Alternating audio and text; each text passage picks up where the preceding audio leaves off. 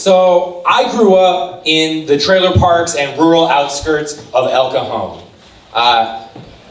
And most of you here are probably from the San Diego region. You probably know a little bit about El Cajon, or you think you do. You probably know the reputation that El Cajon has, right? And what is that? People think of it as a dump, all right? I'll say it, all right? I'm running for mayor, okay? They think, and you know what that is? That is classism. That's called classism, because what El Cajon is it's a low-income, working-class community, okay? And because it is a low-income, working-class community, the Democrats have completely abandoned it for decades. For my entire lifetime, they have never run a serious candidate in El Cajon. Now, they might talk a big game about the working class, about civil rights, but what they really mean is that they expect unionists and working class people and people of color to vote for them. They consider themselves entitled to those votes without having done anything to actually earn them, without having done anything to actually support the people in our working class communities.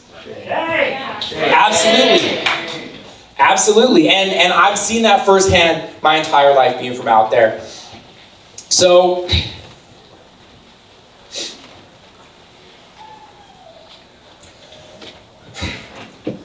let me tell you something about what's going on out there in El Cajon.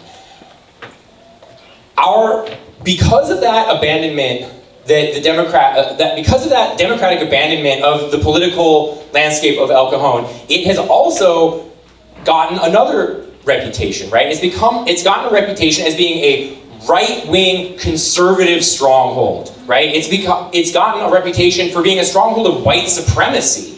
Right? This is the reputation that El Cajon had, and this is the reason why I was ashamed to be there for so long. When people would ask me where I was from, I would mumble something about San Diego, because I didn't want to be associated with those people. I felt ashamed. I felt uncomfortable. And then as I became more politically aware, as I got more involved with the Peace and Freedom Party, with political activism, with socialism, I came to realize, no, absolutely not. I'm not going to abandon my roots in El Cajon as a working class person. I'm not going to feel ashamed to be from my hometown. I'm not going to let the white supremacists make me feel uncomfortable in my neighborhood. I'm going to make them feel fucking uncomfortable. I'm going to make them afraid to walk the streets of my hometown.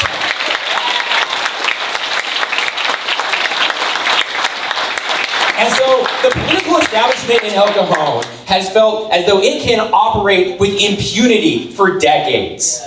When we had a hepatitis A outbreak amongst the unhoused people, our neighbors who are facing the most dire poverty in El Cajon, what do you think they did? Do you think that they expanded public health care? Do you think that they reopened the bathrooms in the public parks that had been closed for years? Do you think that they spent any money on making people's lives easier and treating the sick? No, they did not. What did they do? They chained those bathrooms closed, and they passed a law against sharing food with our unhoused neighbors. They starved the poorest people in El Cajon. And so you know what we did? Jose, who was just up here speaking, and many of the other organizers in this room, and many who are not here, put together on a moment's notice a weekly food share.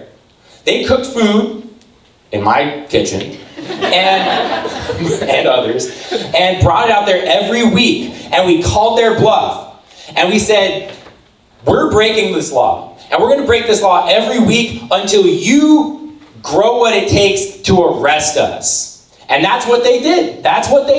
They hauled off a bunch of moms and kids and grandmas and community activists, and then they made their point, and then they reversed that ban.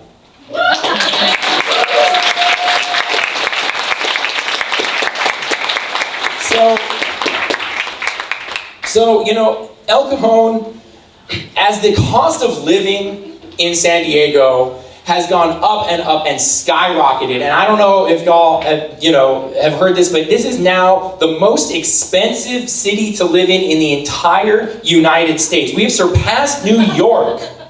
We've surpassed New York. When you take into account the incomes versus the housing and living costs. This is the most expensive region to live in. And so that is pushing a lot of people into lower income suburbs around San Diego, like El Cajon. And so, excuse me, I have a little bit of a frog in my throat. So, as that's happening, a spotlight has been shining on these people who have thought that they could slither in darkness in the city council chambers in El Cajon for so long with nobody paying attention to them. And they're finding that they cannot get away with it anymore.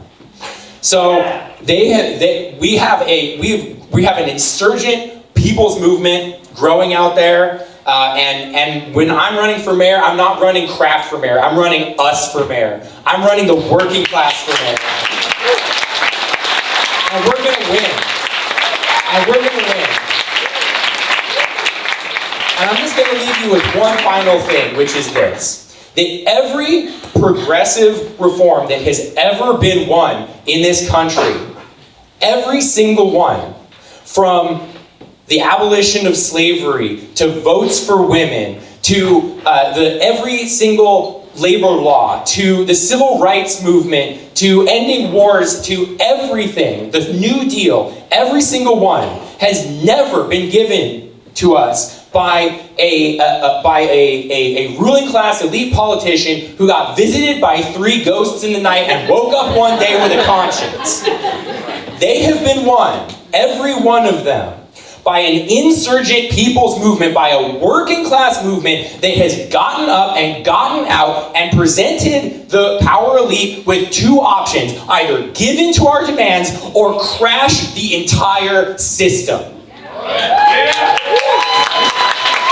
Now, it's actually looking very good. It's actually looking very good that I'm going to win in El Cajon, and I'm going to be the next mayor of El Cajon. But when I do, I'm not all these things that I want to get done, that we're not going to get any of them done without you. Without that insurgent people's movement outside the door, because it's going to be 4-1 on that council. And when I tell them we're raising the minimum wage, when I tell them we're doing social housing that's affordable, when I tell them that we're kicking ICE out of our city,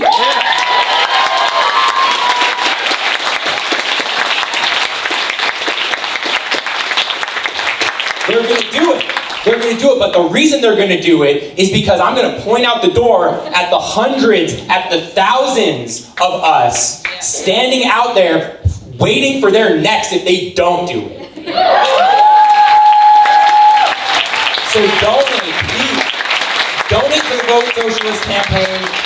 Vote for the Vote Socialist campaign candidates, but most importantly, get involved. Make this work a daily part of your life. Join an organization, and let's get this.